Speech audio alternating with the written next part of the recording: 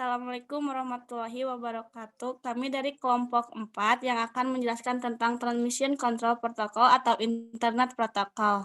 Yang beranggotakan saya sendiri, Silvi Afriandari, dan rekan saya, Husni Ramadan, Rofikoh Nur Azizah, dan Saiful Rahmat. Yang pertama akan dijelaskan oleh Saiful Rahmat.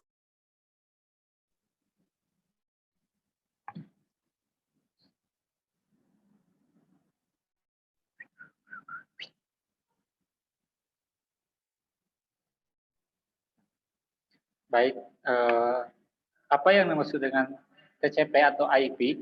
TCP atau IP adalah Transmission Control Protocol atau Internet Protocol adalah gabungan dari protokol TCP, Transmission Control Protocol, dan IP, Internet Protocol. TCP atau IP adalah perangkat lunak pada jaringan komputer atau network software yang terdapat dalam sistem dan digunakan untuk komunikasi data dalam internet ataupun local area network atau LAN yang terhubung ke internet. Secara lengkap, TCP atau IP adalah sebuah sistem yang menyediakan komunikasi yang dapat diandalkan dari satu perangkat ke perangkat lainnya.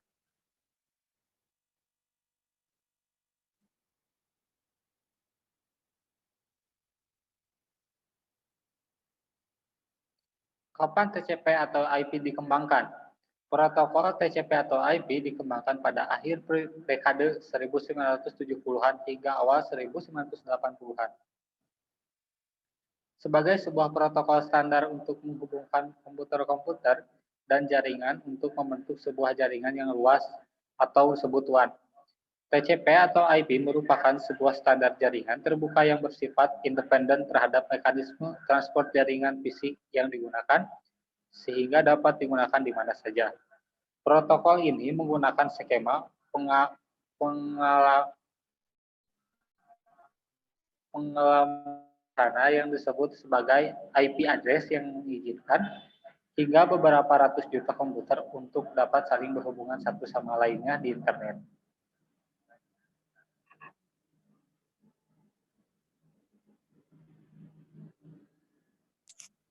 Berikutnya akan dijelaskan oleh Husni Ramadan. Selanjutnya, model layer TCP atau IP. 1. Application layer. Bagian atau divisi dari sistem ini sendiri berisikan perangkat ataupun proses yang digunakan dalam menjalankan atau mengaplikasikan komputer. Sesuai dengan namanya, layer ini berisikan aplikasi-aplikasi yang selalu digunakan sehari-hari dalam bekerja ataupun sekedar bermain komputer. Layar berisi aplikasi ini akan secara otomatis dipilihkan protokol yang tepat untuk menerima dan juga mengirim data. Aktivitas mengirim atau menerima data ini bisa berupa aktivitas download pada website dan juga browsing. 2. Host-to-host atau transport layer. Divisi atau player transport ini memiliki tugas yakni menerima data dari layar di atasnya, yaitu application layer. Dalam aktivitas layer ini sendiri, setidaknya menggunakan dua jenis protokol untuk menerima data.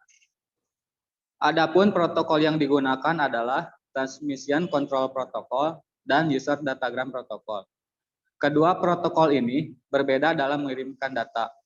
Untuk TCP sendiri, proses agak lambat, dikarenakan TCP ini lebih memprioritaskan keutuhan data, atau sama persis yang dikirim dengan yang diterima.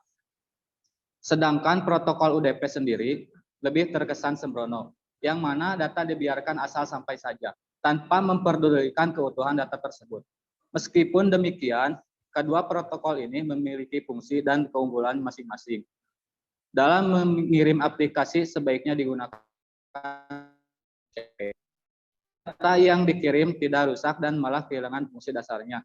Sedangkan untuk data yang dimaksudkan cepat sampai atau tidak delay dengan real time, maka penggunaan UDP bisa dijadikan pilihan.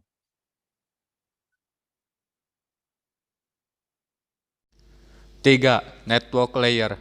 Pada layer ini sendiri, data akan dipilah berdasarkan ukuran untuk memudahkan proses transfer nantinya.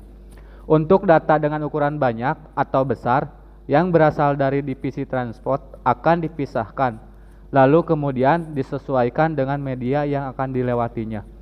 Data yang sangat besar tadi akan dipecah menjadi data yang berukuran lebih kecil dan dibungkus atau proses enkapsulasi.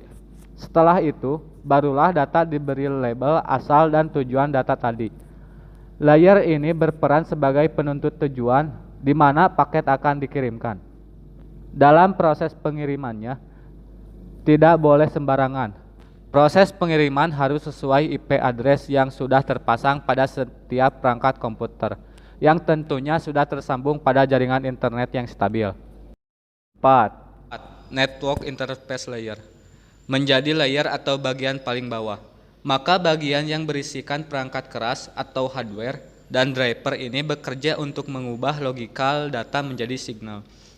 Proses pengubahan logical data menjadi signal ini ditransmisikan menggunakan fiber optik atau kabel tembaga, atau bisa juga mengubah signal radio menjadi wireless.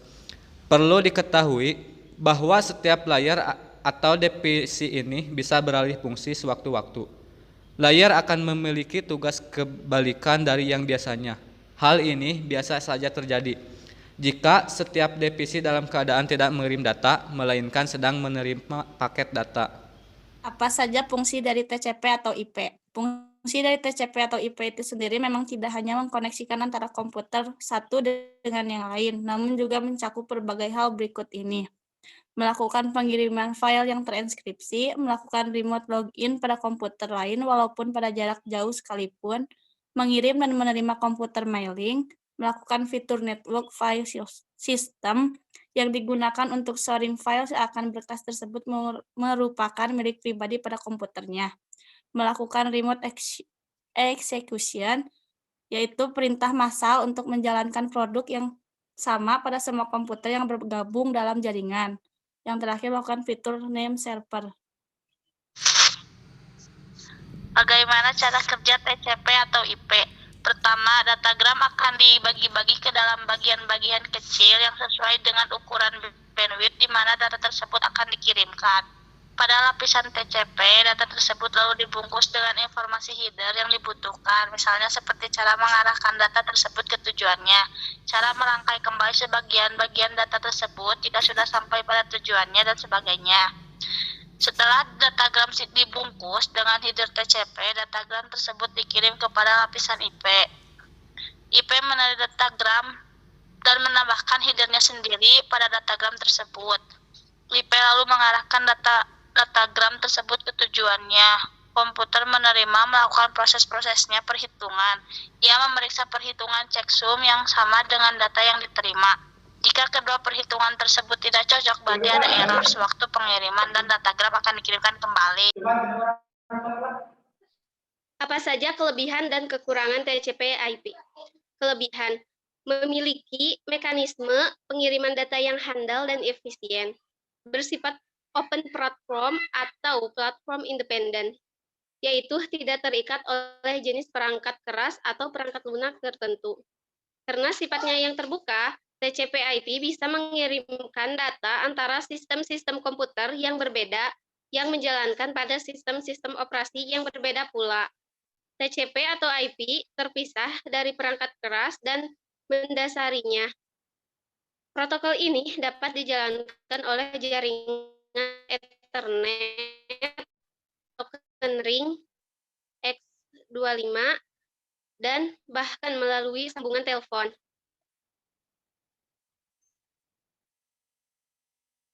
Untuk kekurangannya yaitu jika mengirimkan data yang kecil akan kerepotan karena harus headsyncing dulu, lebih lambat dibandingkan UDP. Tidak dapat broadcast, soalnya TCP ini sifatnya one-to-one.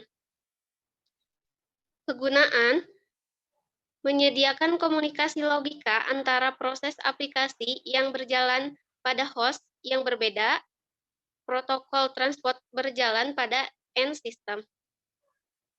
Remote login, network terminal protokol atau telnet, menggunakan pengguna komputer dapat melakukan login ke dalam suatu komputer dalam suatu jaringan. Jadi, hal ini berarti bahwa pengguna menggunakan komputernya sebagai terpanjang tangan dan perpanjangan tangan dari komputer jaringan tersebut. Sekian presentasi dari kelompok kami. Bila ada yang mau ditanyakan, boleh dari komentar di bawah. Mohon maaf apabila ada kesalahan. Assalamualaikum warahmatullahi wabarakatuh.